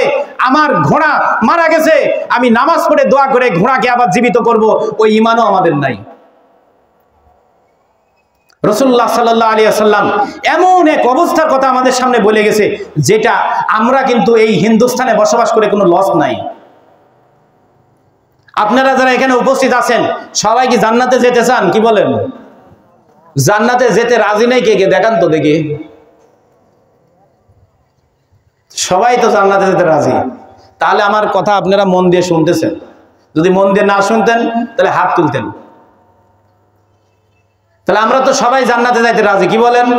আমি আপনাদেরকে একটা কাজ হাদিস থেকে বলবো, ওই কাজটা যদি আপনারা করতে পারেন আল্লাহ পাক আপনাদেরকে বিনা হিসেবে জান্নাত দান করবে। রাজি আছেন?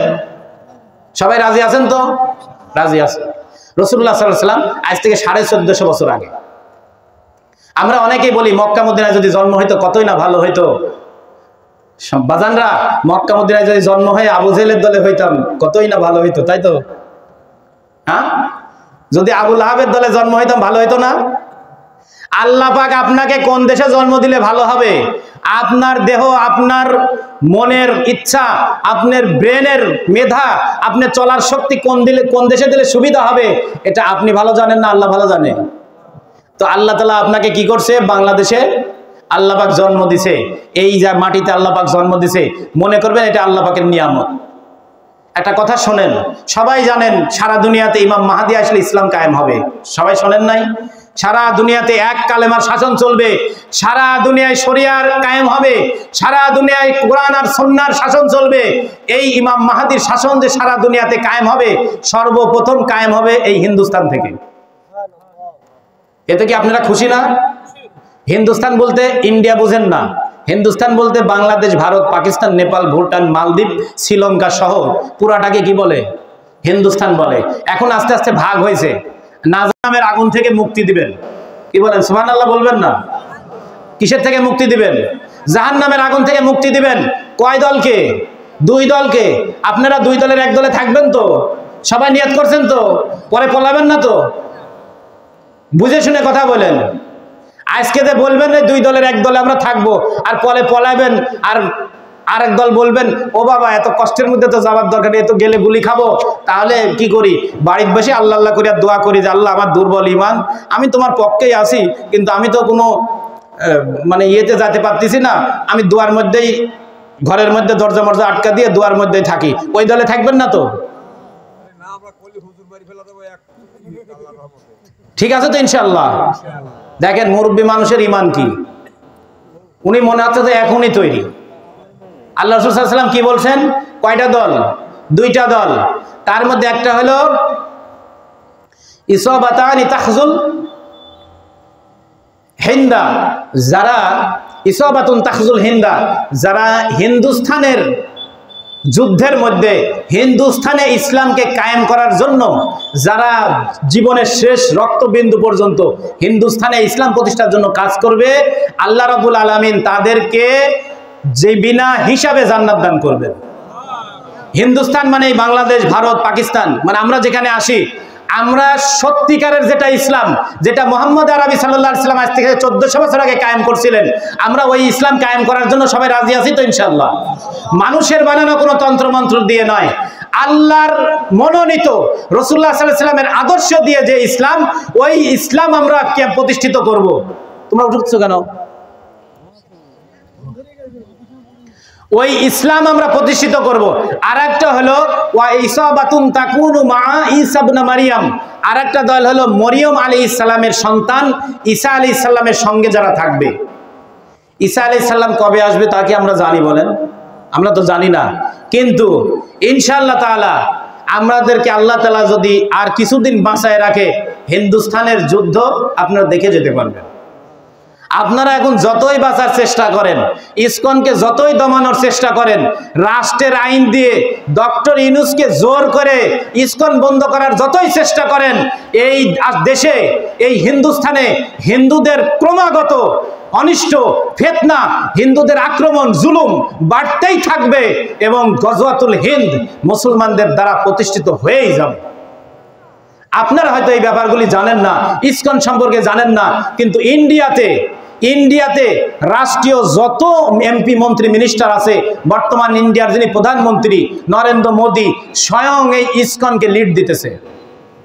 আর একজন ব্যক্তি আছে যোগী আদিত্যনাথ, ইন্ডিয়ার তৃতীয় শক্তিধর রাষ্ট্রীয় ব্যক্তি, উনি স্বয়ং ইসকনের একজন সন্ন্যাসী, একজন ইসকনের ধর্মগুরু, ইন্ডিয়া, ভারতের রাজনৈতিক একটা বড় নেতা। তাহলে বুঝেন কি পর্যায়ে গেছে। এবং তারা প্রকাশ্য টেলিভিশনে, টক শোতে, বিভিন্ন ইন্টারভিউতে, স্কুল, কলেজ, ইউনিভার্সিটিতে, ম্যাগাজিনে, পেপার, পত্রিকাতে, সংবাদে ওপেনে মুসলমানদের বিরুদ্ধে তারা গজওয়াতুল হিন্দের নাম ধরে ধরে তারা প্রচার করে যাচ্ছে, ওপেন প্রকাশ্য প্রচার করে যাচ্ছে। কিন্তু আমাদের মুসলমানদের আলোচনা নাই। আজকে ইসকন নিয়ে একটু সমস্যা হয়েছে, 2 দিন আলোচনা করে এটা আলোচনা আবার থেমে যাবে। এই আলোচনা আবার কি হবে? থেমে যাবে। এত সহজ জিনিস নয় বাবারা, এত সহজ জিনিস নয় যে রাষ্ট্র মিছিল করলো, কিছু মানুষ মিছিল করলো, আন্দোলন করলো আর ইসকন বন্ধ হয়ে গেল। এত সহজ জিনিস নয়। ইসকনকে দেশে বন্ধ করা, ইসকনকে সঙ্গে আমেরিকা লিড দিতেছে, ইসকনকে সারা দুনিয়ার সমস্ত বাতিল ইসকনকে পিছন থেকে ইসকনকে শক্তি যোগাইতেছে। কারণ ইসকনই এমন একটা দল, যেই দল এই হিন্দুস্তান থেকে মুসলমান নিধন করবে। আর এটাই ওই যে আগে যিনি মুফতি সাহেব একটা কারণ বলে গেছেন, যে মুসলমানদের সাথে বিশেষ করে হোয়াটসঅ্যাপে, ফেসবুকে, ইমুতে বিভিন্নভাবে যোগাযোগ, সামাজিক যোগাযোগ মাধ্যমে তারা মুসলমান মেয়েদের সাথে সুসম্পর্ক করবে। তো মুসলমান তো জানে যে আমরা কাউকে, কোনো অমুসলিমকে যদি মুসলমান বানাইতে পারি আল্লাহ তো অনেক পুরস্কার দিবে, কিন্তু সেটাকে প্রেম করে করলে, সেটাকে একটা অমুসলিমকে প্রেম করে মুসলমান বানাইলে আল্লাহ পুরস্কার দিবে? তো মুসলমানের সাথে করারই নিয়ম নাই। হ্যাঁ আছে? বলেন আছে? মুসলমানের সাথে এটার নিয়ম আছে। একটা অমুসলিমের সাথে আপনি করেন কিভাবে? আলাভুলা দিয়ে বুঝায় সুজায় আপনাকে কি বলবে? আপনাকে বলবে আমি মুসলমান হইতে রাজি আছি, তুমি আমাকে বিয়ে করো। কোর্ট এফিডেভিট করবে, নাম চেঞ্জ করবে, এরপরে আপনার ক্ষতি করে আপনার পেটে নবজাত সন্তান দিয়ে অথবা আপনার ইজ্জতের উপরে হামলা করে তারপরে তারা চলে যাবে। সেজন্য সম্মানিত হাজিরিন, আমি আপনাদের সামনে যে কথাটা আরজ করলাম, এই ইসকন এমন এক সংগঠন, এই সংগঠনের জন্য, সংগঠনের থেকে বাঁচার জন্য অনেক আপনাদের বিভিন্ন কিছু পড়াশোনা করতে হবে, ব্যাপকভাবে জানতে হবে। বাংলাদেশে হিন্দু, বৌদ্ধ, খ্রিস্টান ঐক্য পরিষদ আছে। এই পরিষদের একজন নেতা আছে, তার নাম হলো গোবিন্দ পরামানিক। এই গোবিন্দ পরামানিক দেখবেন আওয়ামী লীগ থাকতে আওয়ামী লীগ সরকারের বিরুদ্ধে বলতো, টকশোতে এসে হিন্দুদের বিরুদ্ধে বলে, এখন সে টকশোতে এসে মোদির বিরুদ্ধে কথা বলে। আমরা সবাই বলি এই হিন্দু নেতা তো অনেক ভালো, হিন্দুদের প্রধান দেখো কত সুন্দর কথা বলতেছে। এগুলা হলো পুরাতন শয়তানি। সারা বাংলাদেশে অখণ্ড ভারত কায়েম করার জন্য প্রকাশ্যে যিনি ষড়যন্ত্র করতেছেন, সে হলো এই বিশ্ববিখ্যাত এক শয়তান। এই হিন্দু বৌদ্ধ ঐক্য পরিষদের প্রধান হলো গোবিন্দ পরামানিক, যিনি বিভিন্ন টকশোতে আপনারা দেখবেন। শুধু ইসকন নয়, মুখ ফাউন্ডেশন নামে একটা ফাউন্ডেশন আছে, আরো কয়েকটা কার্যক্রম এই বাংলাদেশে চলাইতেছে অখণ্ড ভারত কায়েম করার জন্য। সেজন্য আমি আপনাদের সামনে অত্যন্ত করজোরে আরজ করতেছি যে কোনো ষড়যন্ত্রের মধ্যে পা দেওয়া যাবে না। মুসলমানদেরকে সার্বিকভাবে একতা অর্জন করতে হবে। ওয়াতাসিমু বিহাবলিল্লাহি জামিআ ওয়ালা তাফাররাকু, এর উপরে সবাইকে আসতে হবে। সবাইকে এক কালেমার ভাই ভাই হয়ে এক দেহের মতো সবাইকে একত্রিত হইতে হবে। এবং মুসলমানদের যে কোনো যদি ডাক আসে ইসলামকে প্রতিষ্ঠিত করার জন্য, বাতিলের বিরুদ্ধে লড়ার জন্য, সেই ডাকে তৈরি থাকতে হবে। আপনারা তৈরি আছেন তো ইনশাআল্লাহ? আল্লাহ পাক আমাদের সবাইকে এতক্ষণ যে কথাবার্তা আলোচনা করলাম এর উপরে আল্লাহ পাক আমাদের সবাইকে ইস্তেকামত থাকার এবং আরো এই বিষয়ে জানার এবং মানার তৌফিক দান করেন। কালেকশন কি হবে না, উনি চলে আসে শেষ করে আসছে, কালেকশন কি হবে নাকি না? আর একটা কথা যেটা আমি বলেছিলাম শর্টকাট আমি বলে যাই, যে আমি ওই যে এর আগে মুফতি সাহেব যে মা বোনদের সম্পর্কে বলছিলেন, আসলে এখন নারী পুরুষদের যে অবৈধ রিলেশন, এর থেকে পরিত্রাণ কিভাবে হবে। মদিনাতে এক সাহাবী, যুবক সাহাবী রাত্রিবেলা মসজিদ থেকে বাসায় যাচ্ছে। এই সময় একটা মেয়ে, যুবক সাহাবী নামাজ কালাম পড়ে, তার উপরে একটি মানুষের আকর্ষণ হতেই পারে। একটা মেয়ে তাকে দেখে পিছন থেকে চাদরে টান দিছে, তো চাদরে টান দেওয়ার সাথে সাথে ঘুরে তাকাইছে, তাকায় দেখে একজন মেয়ে মানুষ। ওই ছেলেটা তাকায় কি দেখে? একটা মেয়ে মানুষ। তখনই ওই ছেলেটা আল্লাহু আকবার বলে একটা চিৎকার দিয়ে ওখানে মারা গেছে। ওলামায়ে কেরাম এর ব্যাখ্যায় লিখছেন যে ওই ছেলেটা মারা গেল এর জন্যই যে আল্লাহ একটা বেগানা নারী সে আমার চাদরে টান দিছে, আমি তো এমন কোনো পাপ আমার জানা মতে, আমার এমন কোনো ভুল হয়ে গেছে যে আমার উপরে এত বড় একটা আযাব এসে গেছে, এই দুঃখে কষ্টে তার আত্মার উপরে, তার দেহের উপরে এই পরিমাণ কষ্ট তার নিজের থেকে লাগছে, সে একটা চিৎকার দিয়ে সে সেখানেই অ্যাটাক করে মানে স্ট্রোক করে সেখান থেকে দুনিয়া থেকে চলে গেছে ওমর রাদিয়াল্লাহু তাআলার যুগে। এরপরে তাকে দাফন করা হয়। ওমর রাদিয়াল্লাহু কোথায়ও ছিলেন, আসছেন না। ওমর রাদিয়াল্লাহু আসলেন, আসার পরে বললেন ওই ছেলেটাকে তো দেখতেছি না, বলে যে আমিরুল মুমিনিন ওই ছেলেটা তো মারা গেছে, বলে তার কবরের নিকট আমাকে নিয়ে চলো। তার কবরের নিকট গেছে। ওমর রাদিয়াল্লাহু তাআলা কবরের উপর থেকে জিজ্ঞাসা করতেছে, হে যুবক, তোমার সাথে আল্লাহ তাআলা কি ব্যবহার করছে? কবরের যুবকের সাথে ওমর ডাইরেক্ট প্রশ্ন করতেছে। ওমর রাদিয়াল্লাহু তাআলা আনহু যখন এই কথা কবরের সামনে যে তখন এই কথা বললেন, কবর থেকে আওয়াজ আসতেছে, অলিমান খাফা মাকাম রাব্বিহি জান্নাতান, যে ব্যক্তি আল্লাহকে ভয় করে আল্লাহ পাক তাকে 2 জান্নাতের মালিক বানিয়ে দিবেন। তো আল্লাহ পাকের ভয় যদি কারোর অন্তরের ভিতর থাকে তাহলে অবৈধ রিলেশন, গান বাজনা, অশ্লীলতার পাপ থেকে সে ব্যক্তি দূরে থাকতে পারবে।